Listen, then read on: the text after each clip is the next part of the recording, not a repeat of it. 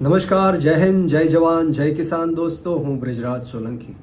મિત્રો, તાજેતરમાં સમાચાર આવી રહ્યા છે કે બોટાદ જિલ્લાના ગઢડા તાલુકાના મોટા સખ પર તાલુકા પંચાયત સીટના જીતેલા અમારા આમ આદમી પાર્ટીના ઉમેદવાર પ્રવીણભાઈ મકવાણા ઉપર આજે જીવલેણ હુમલો કરવામાં આવ્યો છે.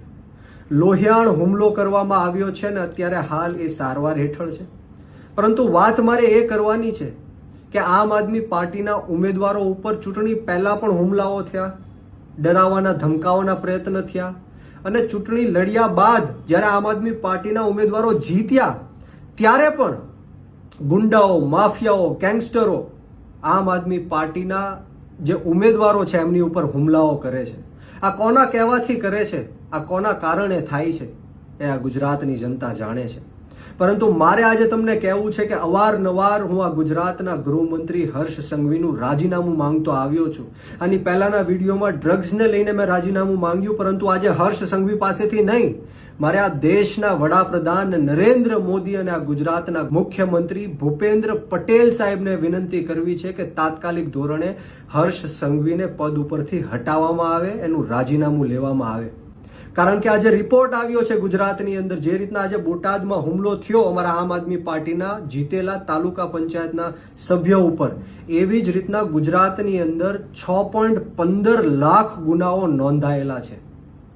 આવા અનેક લોકો હશે જેમની એફઆઈઆર લેવામાં નહીં આવી હોય, એમને ધાક ધમકી આપીને નોંધાવવામાં નહીં આવી હોય, આવા અનેક પ્રયત્નો, ષડયંત્ર કર્યા હશે, છતાં પણ 6.15 લાખ ગુનાઓ આ ગુજરાતની અંદર નોંધાયા છે અને એમાં 58% ગુનાઓ દારૂ અને ડ્રગ્સના છે.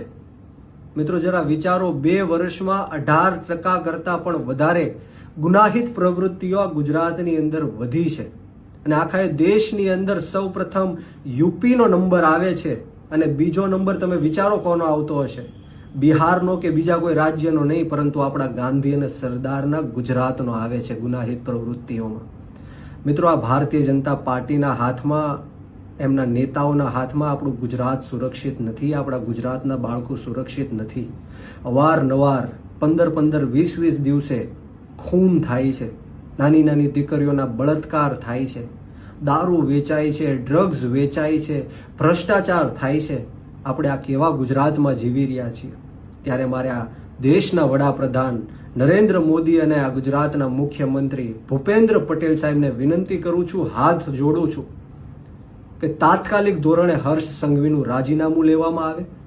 કારણ કે આ ગુનાહિત પ્રવૃત્તિઓ ગુજરાતની અંદર દિવસે ને દિવસે વધી રહી છે અને આવનારા દિવસોમાં યુપીને પણ પાર કરીને આખા દેશમાં સૌથી પહેલો નંબર ગુજરાતનો આવવાનો છે. કારણ કે આ ભારતીય જનતા પાર્ટીના નેતાઓના ઈશારે એમના નીચે આવી ગુનાહિત પ્રવૃત્તિઓ દિવસે ને દિવસે વધતી જાય છે.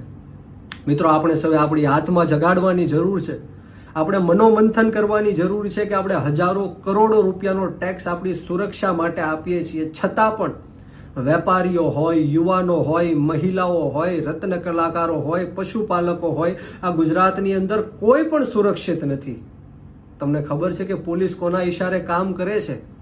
અને તમને ખબર હશે કે પોલીસ હપ્તાઓ પણ લે છે. ત્યારે મારે તમને વિનંતી કરવાની કે હવે આપણી આત્મા જગાડવાનો સમય આવી ગયો છે, આપણી આંખ ખોલવાનો સમય આવી ગયો છે. ક્યાં સુધી આ લોકોનો અન્યાય અને અત્યાચાર આપણે સહન કરતા રહેશું?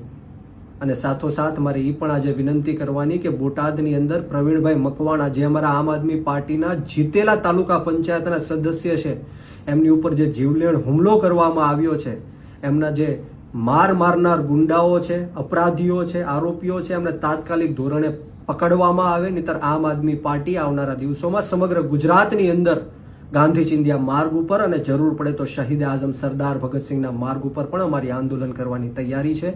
જય હિન્દ, જય જવાન, જય કિસાન, ભારત માતા કી જય.